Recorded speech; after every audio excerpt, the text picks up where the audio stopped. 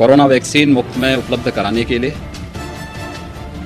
मैं आदरणीय प्रधानमंत्री जी का, केंद्रीय स्वास्थ्य मंत्रालय का हृदय से आभार व्यक्त करता हूं। देश के वैज्ञानिकों का अभिनंदन करता हूं। क्या करते हो चूतियापन, क्या करते हो चूतियापन। ये है, देश में दो स्वास्थ्य मंत्री हैं। देखिए आप, एक कहता है किसान आंदोलन से कोरोना फैल रहा है, दूसरा कहता है प्रधानमंत्री की रैली में भीड़ जुट रही है, इससे बड़ा उत्साह है। और इससे भी ज्यादा दुर्भाग्यपूर्ण यह है कि ये संविधान की कसम खा के देश के स्वास्थ्य मंत्री बने।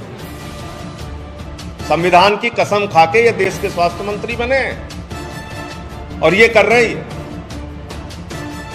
तो इनको सिर्फ चुनाव दिखता है, लोगों की जान जाए उसकी परवाह नहीं, कोरोना से कैसे लड़ना है उसके इंतजाम की कोई चिंता नहीं, खाली राजनीति करना।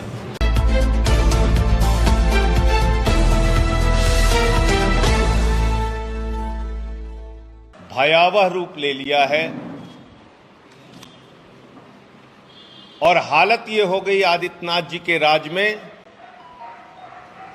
कि ना तो अस्पतालों में बेड मिल रहा है, ना शमशानों पर लाशें जलाने का इंतजाम है। ये दोनों दुखदाई तस्वीरें हैं। एक तरफ अस्पतालों में मरीज तड़प रहे हैं, दम तोड़ दे रहे हैं, उनका इलाज नहीं हो पा रहा है, और दूसरी तरफ जब उनका दुखी परिवार पीड़ित होकर अपने घर वाले की लाश लेके शमशान पहुंचता है तो वहां भी उसको लाइन लगाना पड़ता है। हॉस्पिटल में भी लाइन, शमशान में भी लाइन, और मौत के आंकड़ों में भी हेराफेरी। और ये मैं आपको जानकारी देना चाहता हूं कि क्या स्थिति आज उत्तर प्रदेश में कोरोना की है।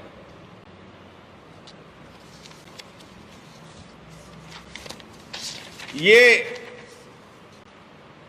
ना डॉक्टर आए, ना एम्बुलेंस आई, बेटे से कह दिया गया खुद इंजेक्शन लगाओ और पिता की जान चली गई। 10 दिन के अंदर 4 गुना 5 गुना से ज्यादा केसेस और मौतें लखनऊ और पूरे उत्तर प्रदेश में बढ़े हैं। जहां 18 मार्च से 27 मार्च तक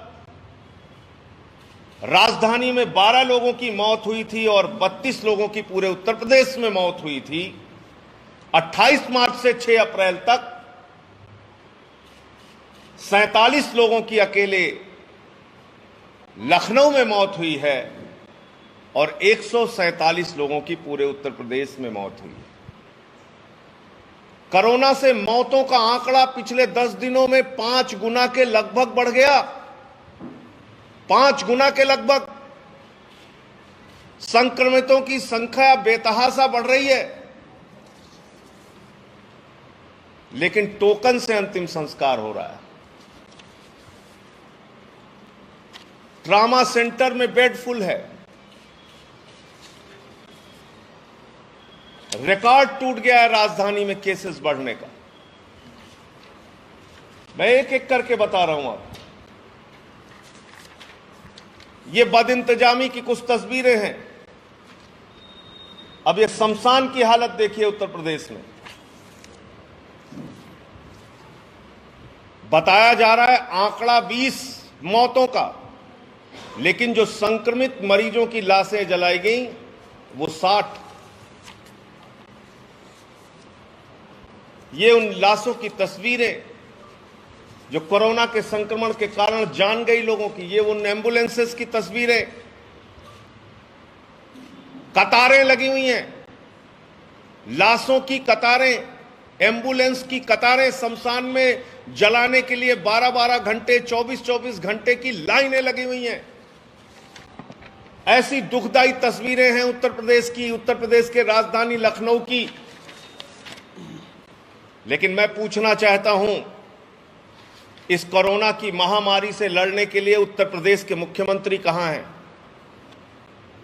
संवेदनहीनता की पराकाष्ठा, लापरवाही की पराकाष्ठा। उत्तर प्रदेश में लोगों की जान जा रही है। प्रदेश की राजधानी लखनऊ में लाशों की कतारें लगी हुई हैं शमशानों पर। अस्पतालों में बेड का इंतजाम नहीं, इलाज का इंतजाम नहीं। लोग रो रहे हैं, चीख रहे हैं। केजीएमयू के डॉक्टर्स कोरोना के संक्रमण का शिकार हो जा रहे हैं और प्रदेश के मुख्यमंत्री को चुनाव की चिंता है। वो बंगाल के चुनाव प्रचार में चले गए। आदित्यनाथ जी, आपको 325 सीटें दी हैं उत्तर प्रदेश की जनता ने, 325। इसका यह मतलब नहीं कि आप उत्तर प्रदेश की जनता को मरने के लिए छोड़ के चुनाव प्रचार में घूमेंगे। कैसा संवेदनहीन मुख्यमंत्री वो हो सकता है, कैसा नाकारा और निर्दयी मुख्यमंत्री वो हो सकता है जो अपने प्रदेश की जनता को मरने की हालत में छोड़कर अपने पार्टी के चुनाव प्रचार की चिंता करता है। शर्म आती है मुझे, पीड़ा होती है मुझे शमशानों के दृश्य देखकर।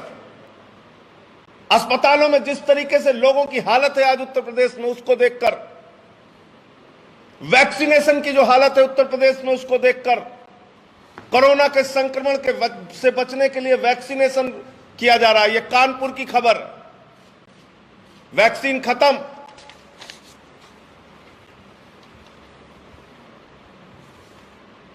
यह खुद कानपुर की दूसरी खबर, सेंटर्स के ऊपर वैक्सीन खत्म। यह गाजियाबाद की खबर, वैक्सीन खत्म।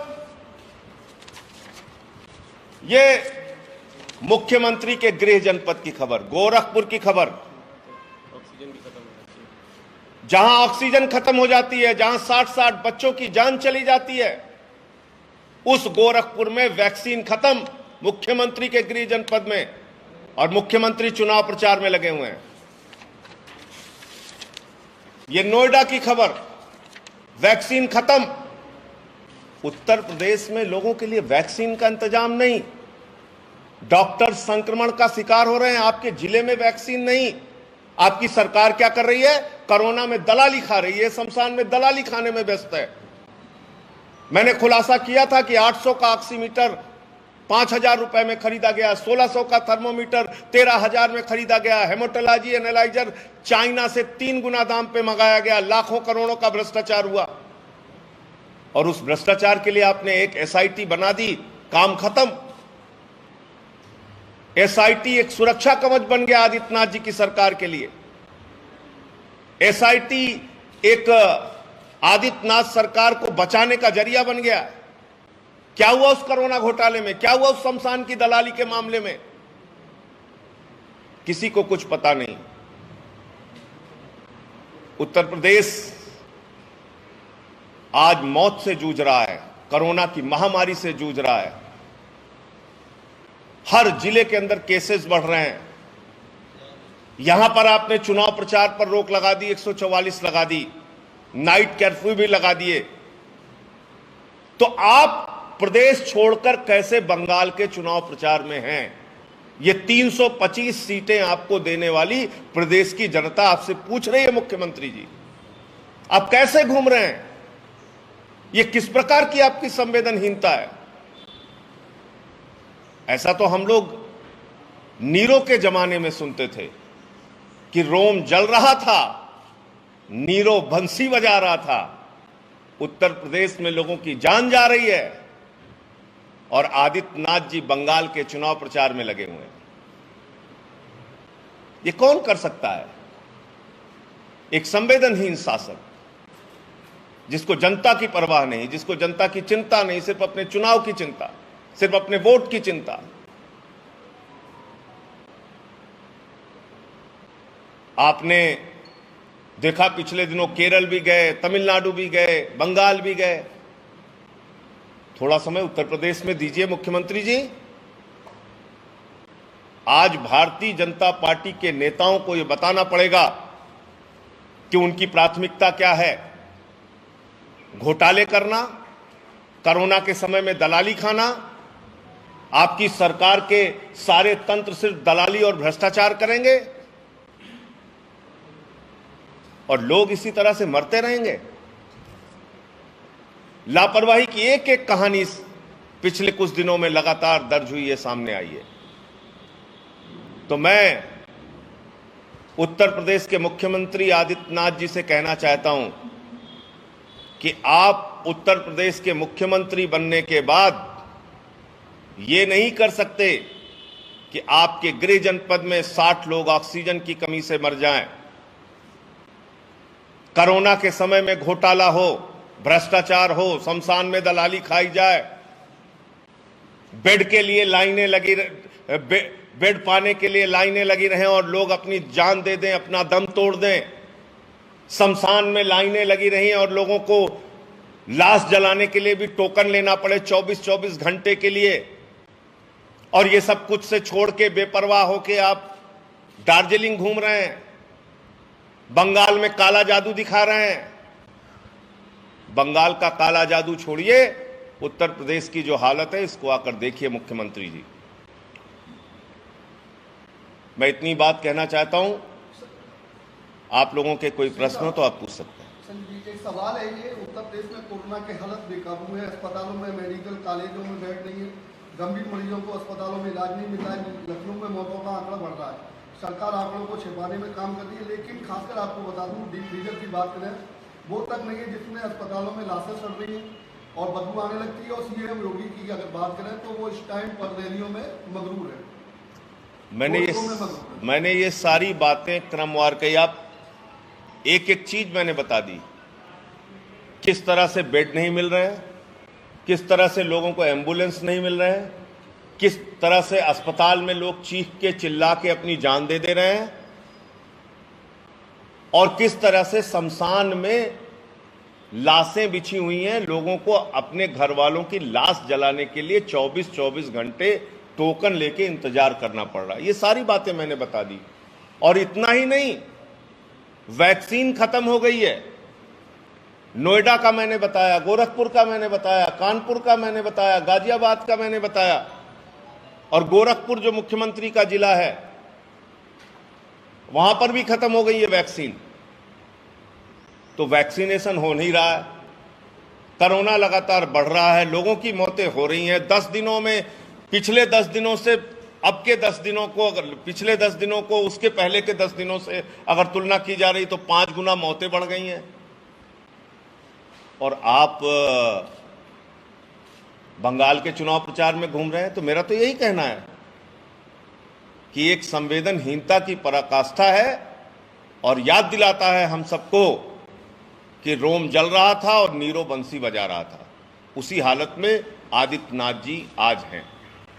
इस तरीके से सरकारी आंकड़ा छुपाया जा रहा है, मौतें 20 दिखाई जाती हैं, लाशें 60 रही, इसको लेकर क्या WHO से आप शिकायत करेंगे? इस पूरे मामले में WHO से भी और जो भी संस्थान इनके निगरानी के लिए बने हैं कोरोना की, उन सबको मैं शिकायत करूंगा, लिखित तौर पे अपने पैड पे शिकायत करूंगा।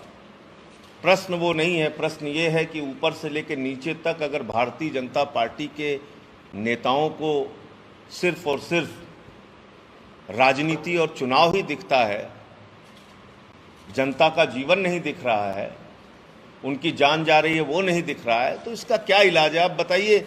इस देश में 2 स्वास्थ्य मंत्री हैं, 2 स्वास्थ्य मंत्री। इस देश में 2 स्वास्थ्य मंत्री हैं, एक का नाम है डॉक्टर हर्षवर्धन और दूसरे का नाम भी है डॉक्टर हर्षवर्धन। एक जो डॉक्टर हर्षवर्धन है, वो डॉक्टर हर्षवर्धन कहता है कि शादियों से, निकाय चुनावों से और किसान आंदोलन से देश में कोरोना का संक्रमण बढ़ रहा है। और दूसरा जो डॉक्टर हर्षवर्धन है, वो कहता है कि प्रधानमंत्री जी की रैली में हजारों की भीड़ जुटी, प्रधानमंत्री जी की रैली में हजारों की भीड़ जुटी, गजब का उत्साह देखने को मिला। ये है, देश में 2 स्वास्थ्य मंत्री हैं। देखिए आप, एक कहता है किसान आंदोलन से कोरोना फैल रहा है, दूसरा कहता है प्रधानमंत्री की रैली में भीड़ जुट रही है, इससे बड़ा उत्साह है। और इससे भी ज्यादा दुर्भाग्यपूर्ण यह है कि ये संविधान की कसम खा के देश के स्वास्थ्य मंत्री बने, संविधान की कसम खा के ये देश के स्वास्थ्य मंत्री बने और ये कर रहे हैं। तो इनको सिर्फ चुनाव दिखता है, लोगों की जान जाए उसकी परवाह नहीं, कोरोना से कैसे लड़ना है उसके इंतजाम की कोई चिंता नहीं, खाली राजनीति करना। धन्यवाद। अगर आप चाहते हैं गरीब हर वंचित इंसान की आवाज आप तक पहुंचे तो हमारे चैनल को सब्सक्राइब करें और बेल आइकन का बटन दबाना ना भूलें। देखते रहिए बहुजन हलचल न्यूज।